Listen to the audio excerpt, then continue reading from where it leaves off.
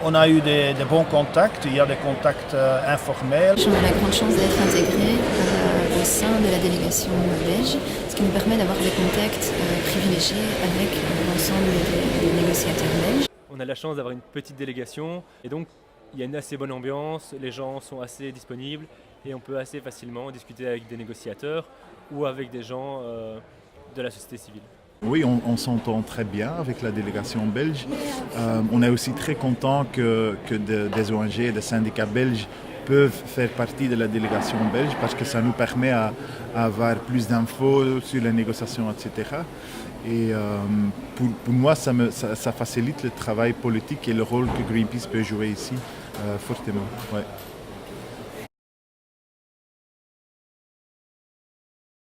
Par rapport à notre rôle et au fait d'être entendu, oui, il y a très clairement des revendications qu'on porte depuis plusieurs mois, voire plusieurs années, en particulier par rapport à l'additionnalité des financements climat. Et donc c'est une revendication qu'on a portée ces derniers mois de façon très spécifique et sur laquelle on constate quand même que les décideurs politiques sont attentifs. On le voit en particulier dans l'annonce qui a été faite par la Wallonie, puisque les 7 millions qui ont été annoncés il y a quelques semaines constituent vraiment de l'argent nouveau et additionnel. Et donc ici, on est vraiment dans un positionnement très positif de la part de la Wallonie par rapport à nos attentes et nos revendications. Mais au niveau international, oui. Et moi, je dois dire, la première fois que j'étais ici dans ce processus, j'étais impressionné par le travail des ONG internationales, aussi au niveau stratégique. Donc, ils travaillent très bien ensemble. Il y a vraiment une volonté de travailler d'une manière stratégique, tu vois. Donc chaque jour, voir quel est le rôle pour nous, où est-ce qu'on peut être constructif, où est-ce qu'on peut aider des différents pays, des différents blocs à se trouver ensemble. Donc je pense que le rôle des ONG ici est crucial en fait dans la négociation. Bien, je pense qu'un des gros problèmes et des choses qu'il faut améliorer, c'est notamment la voix des jeunes dans le processus de décision. Actuellement, à la COP, on décide quand même ce que sera leur planète et quelle planète ils vont rendre à leurs enfants. Et pourtant, les jeunes sont très peu inclus dans les négociations. On reçoit très peu d'informations sur ce qui se passe en aparté. On peut assister aux réunions, mais on peut très difficilement donner notre avis direct sur ce qui est négocié.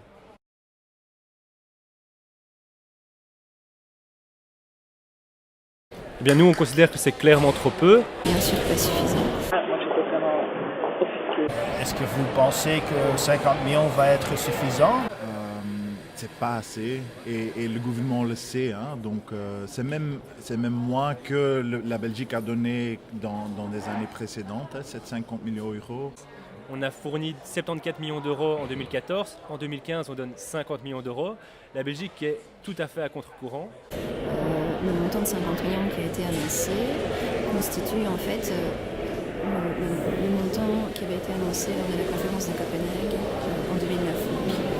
50 millions d'euros annuellement de la part de la Belgique, c'est le minimum. Tous étaient d'accord pour dire que c'était une trajectoire qui devait s'augmenter jusqu'en 2020. Si 10 milliards en 2009, on donnait 50 millions, pour nous, on devait donner plus ou moins 500 millions en 2020. Et si on fait le lien vers quelques autres pays en Europe, par exemple, hein, l'Allemagne, par exemple, et la France et l'Angleterre également, ils font quelque chose comme 1 milliard chaque année pour les années qui viennent. Et donc, ils ont même la volonté d'aller plus loin après 2020. Le Pays-Bas va investir 400 millions d'euros. Si on veut arriver à un investissement de 100 milliards, c'est un peu pauvre pour un pays riche comme la Belgique, mais pas tous les Belges sont riches. C'est apparemment de nouveau les 10% plus riches qui partout consomment le plus de l'énergie, qui sont à l'origine de pas mal de réchauffement de la planète. Est-ce que ce sont les riches qui ne veulent pas payer pour qu'on ait une justice sociale digne de ce nom? Quand on arrive à débloquer 400 millions pour la sécurité en quelques jours et qu'on met 6 ans à débloquer 50 millions d'euros pour le climat, c'est un choix réel de société et on envoie un message fort sur la société de demain. Le quand on voit qu'il est beaucoup plus facile de donner plus de 2 milliards de voitures de société en argent public par an en Belgique, là personne ne nous dit que pour ça on fait des problèmes, c'est vraiment la même. Mais en fait, ce qu'on peut faire, c'est vraiment ça. C'est donner de la confiance aux pays en développement en disant on est un pays petit, mais on est un pays industrialisé, riche, et donc on vous donne ce financement climatique. Et avec 50 millions d'euros par an, c'est quand même pas un signal très fort. C'est loin d'être très fort. Ouais.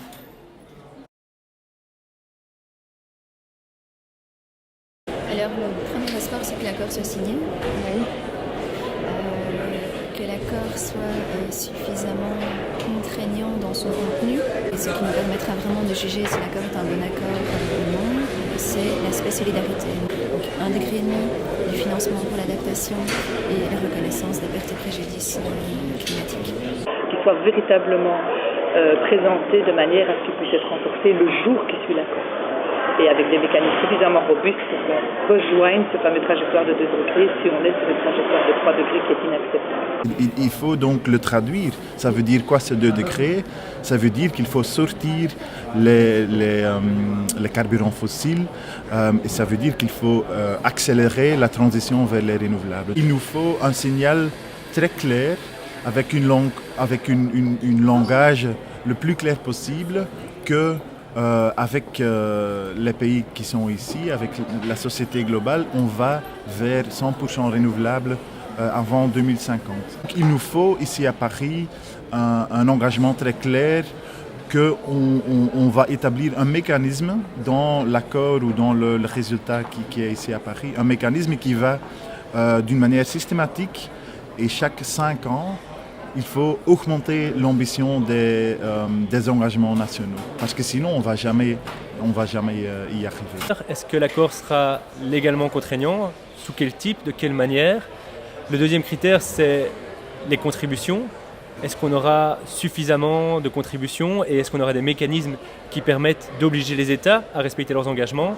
Et le troisième critère, et je pense que ça c'est un critère qui est moins dans les négociations, mais c'est vraiment: est-ce que la COP21 va créer un déclic au sein de la société civile? Et pour que la COP soit un vrai succès, il faut qu'il y ait une sorte de momentum, qui est un avant et un après Paris, qu'elle enclenche le changement et le mouvement vers une société nouvelle, moins consommatrice d'énergie fossile et plus respectueuse de l'environnement.